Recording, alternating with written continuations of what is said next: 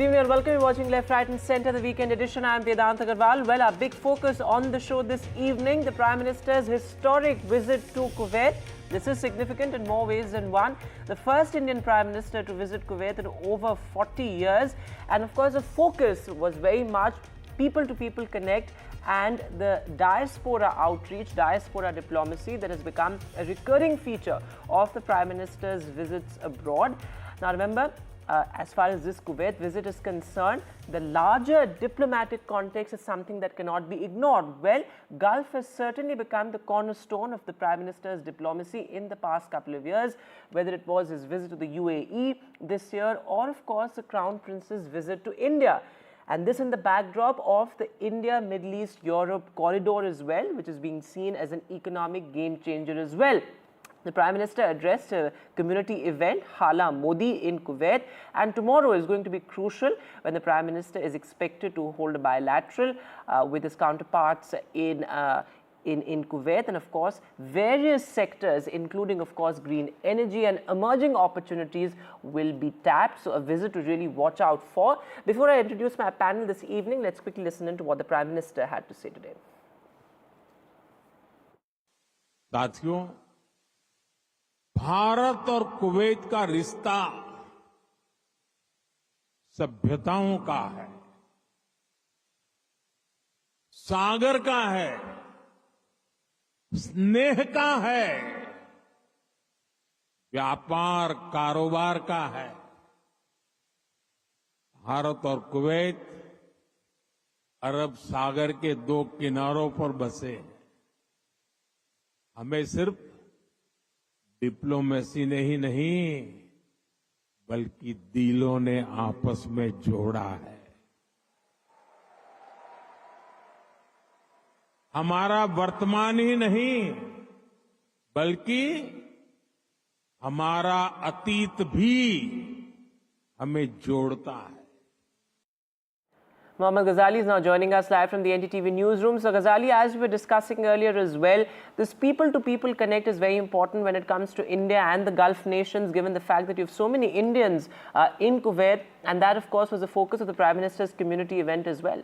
And certainly the Prime Minister reminded the Indian community itself that how they have been contributing towards the progress of the state, as the state of Kuwait being doctors, engineers. They have trained an entire generation there because the Indian community has been in Kuwait for decades. And besides that, Prime Minister also offered a kind of opportunity or a window of opportunity for the Kuwaiti government to look for investment in India by saying that we are getting into skill development. We have the highest young population, which is going to be so in the future as well. And why we need Kuwait as a partner in the Gulf, because Kuwait is one country which you will not see getting into too much of controversies, even in the West Asia, which is right now on the boil due to conflict, but you won't see many comments, many condemnation, which perfectly aligns with India's position in the Middle East as far as the conflict is concerned. Second being that Kuwait is obviously one of the largest oil producers. It is one of the 6th largest suppliers to India as well. And India needs that kind of partner in the West Asia also because of the energy needs, considering the fact that there is turbulence in the energy market as well. And India also, with its digital payment initiative, emerging technologies, also happens to be a field where Kuwait can also bring in some investment into the country. So a perfect kind of partnership between the two countries is expected when the Prime Minister tomorrow meets the head of the state there, and many more MOUs are expected to be signed between the two countries in different sectors. All right, Ghazali, thanks very much for joining us with the latest there, as Ghazali is reporting that crucial bilateral tomorrow. But on the show this evening, we put the focus on India's Gulf outreach. Well, the Prime Minister in the past 5 years has really been pushing for renewed ties with the Gulf. But can India and the Gulf, with the Prime Minister's diplomacy, create a new world order? Joining me on the show this evening, I'm being joined by Kaizar T. Shakir, Chairman, Indian Business and Professional Council. He's joining us from Kuwait. Ambassador Prabhu Dayal is also with us. He's a former ambassador to Kuwait. Mr. Brahma Chalani, Strategic Affairs Expert, is also with me on the panel. And Raven D'Souza, Founding Managing Editor of the Times Kuwait. Thanks very much, gentlemen, for being with us. Let me begin by asking you, Ambassador Prabhu Dayal, in the past 5 years, we've seen this renewed focus vis-a-vis the Gulf. Do you see this as an effort to perhaps create a new world order, a parallel world order, as many would point out, given the fact that there has been a sort of a realignment with the Gulf, not only in terms of trade, but also in terms of principles like peace, and also looking at what's happening in West Asia. Do you see India and the Gulf taking center stage in this conflict-ridden geopolitical times that we lived in? Well, I certainly see the last 5 years as a period when India has tried to reinvigorate its policy towards the Gulf. The relationship is taking new dimensions, and a large part of the credit for this goes to the Prime Minister, who has visited a number of Gulf countries. Now he's visiting Kuwait, and this is the first prime ministerial visit after 43 years. Of course, this is Prime Minister Modi's first visit to Kuwait, but he has visited the other Gulf countries a number of times. You know, sometimes these visits don't happen because of the lack of mutual convenience. Some dates which suit us don't suit the other side. Yes. But nonetheless, for instance, he's visited the UAE 7 times, he's visited Saudi Arabia, he's visited all the Gulf countries, and that indicates how he is focusing on giving the relationship with each of the Gulf countries a new dimension, a new trust. And let me state very categorically that these relationships are based on interests. And we have a strong interest in reinvigorated and strengthened relationship with each of the Gulf countries. We have huge communities. We are big trading partners. These Gulf countries supply us with our energy needs.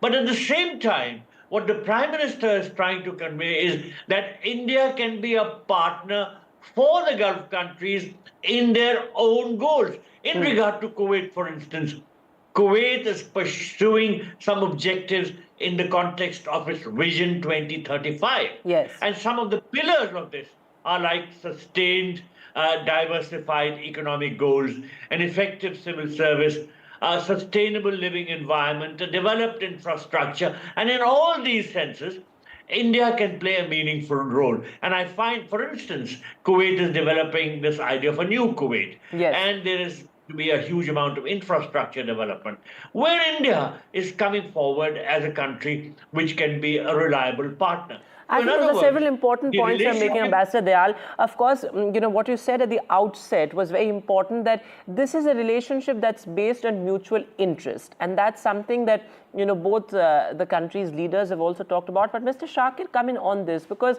trade, of course, is one of the most important pillars of this relationship between India and Kuwait. Of course, Kuwait continues to be one of India's largest crude oil suppliers.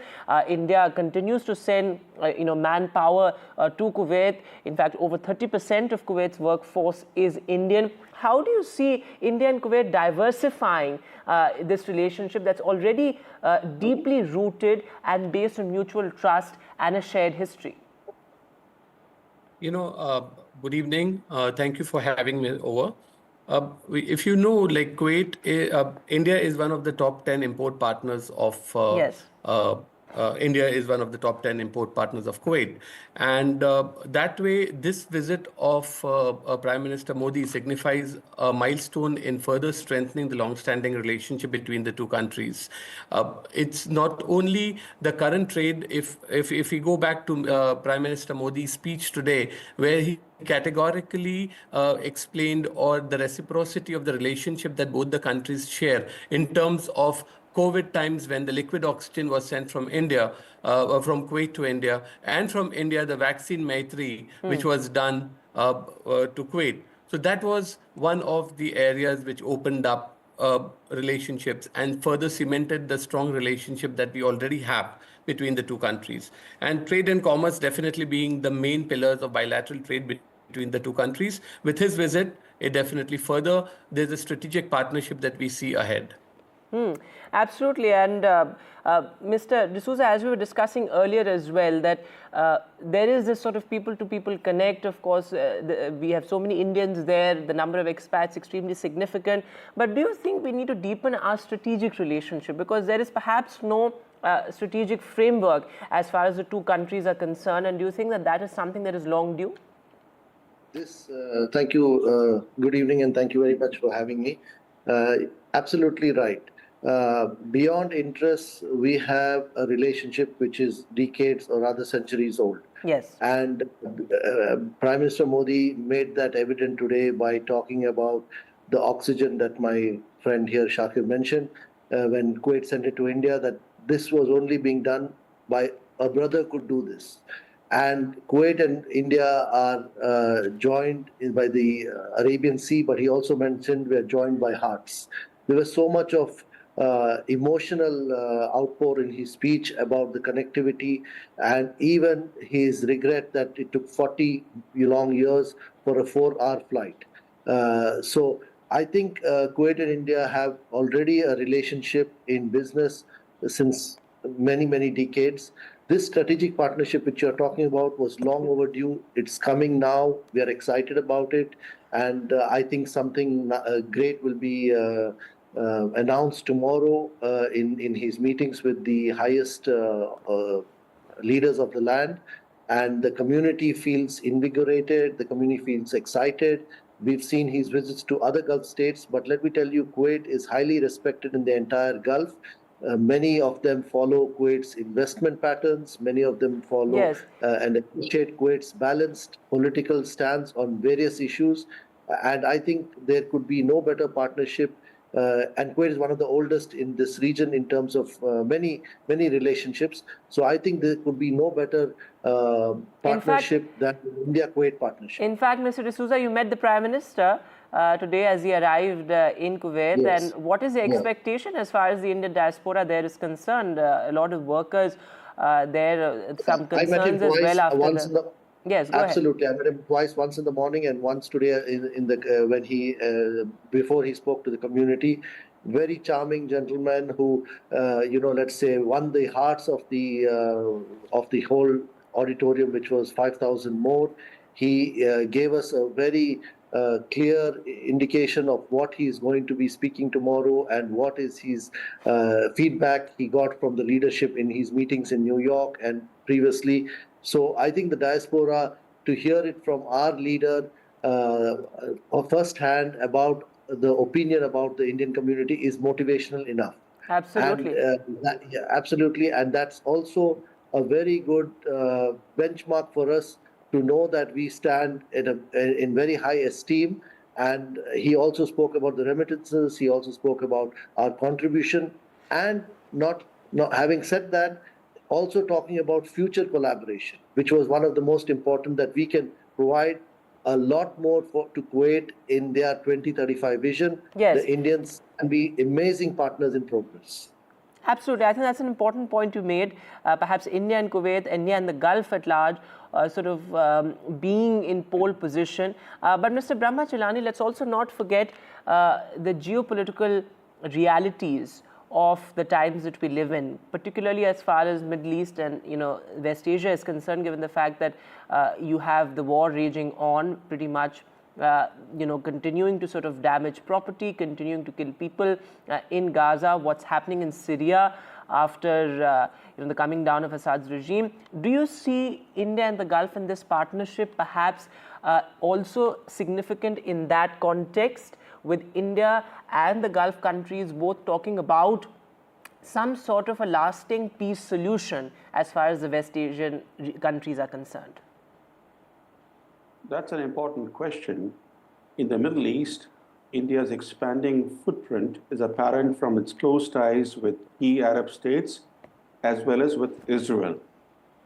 And Modi has built a strong personal rapport with some of the major leaders in the Middle East. That really helps. For example, he refers to the Emirati president, Sheikh Zayed, as his brother. And that personal bond has helped further relations with the UAE. The UAE has become such a very important investor in and collaborator with India. Yes. But by focusing on the Gulf, Modi's foreign policy has deepened collaboration with the 6 GC countries. These are UAE, Saudi Arabia, Qatar, Oman, Kuwait, and Bahrain. These 6 Gulf states are India's principal energy and trade partners. They are a major source for investments and joint ventures. And above all, they're home to nearly 9 million Indians Yes. who send to their country over $35 billion annually. So given India's deepening collaboration with the Gulf states, and also given India's close ties with Israel, India is well positioned to play the role of an honest broker in resolving this conflict. But India can play the role of a broker or a mediator only if it's asked, if it's invited by the countries involved in conflicts to help broker peace. But India is well positioned because there are very few countries in the world that have good relations with Arab states as well as with Israel.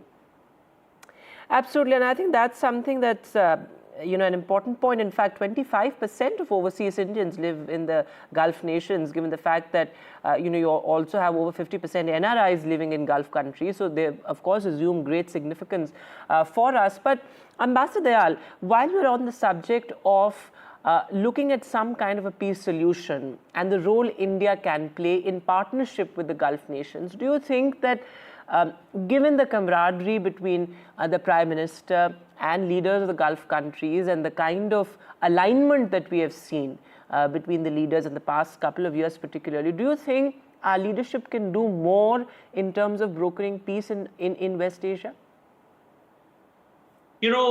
Certainly India and the Gulf countries are partnering each other in the process of promoting regional peace. There is no doubt about it, because in the talks which India has with each of the Gulf countries, the issue of the worsening security situation always comes up, and the approach is towards finding solutions which would end the present situation.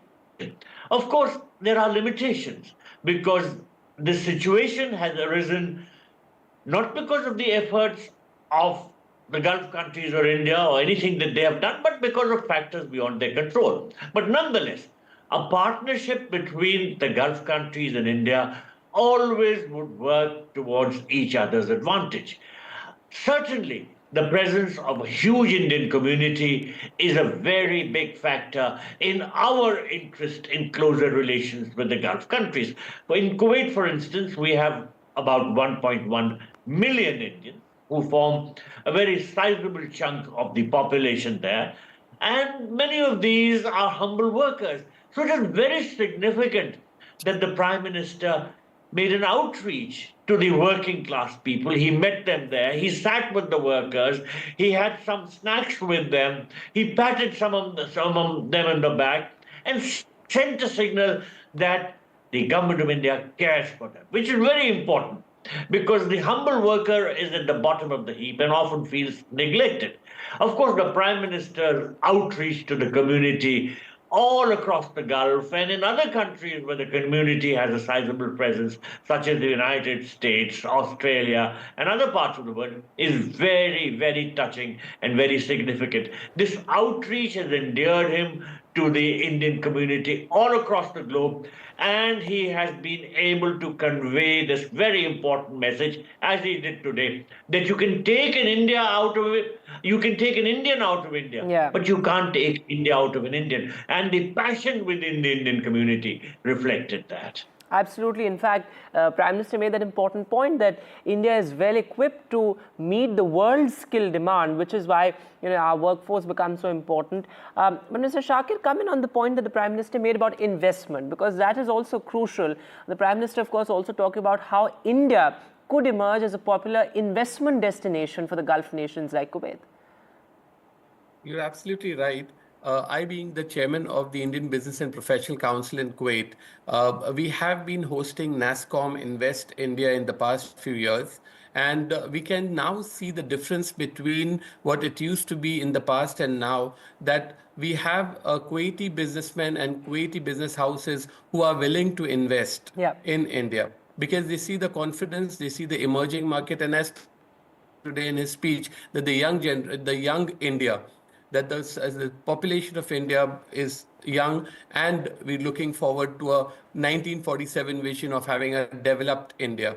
So that raises the confidence in the people, and the people of Kuwait are looking at India as a destination for investments, which once upon a time used to be tilted towards the West.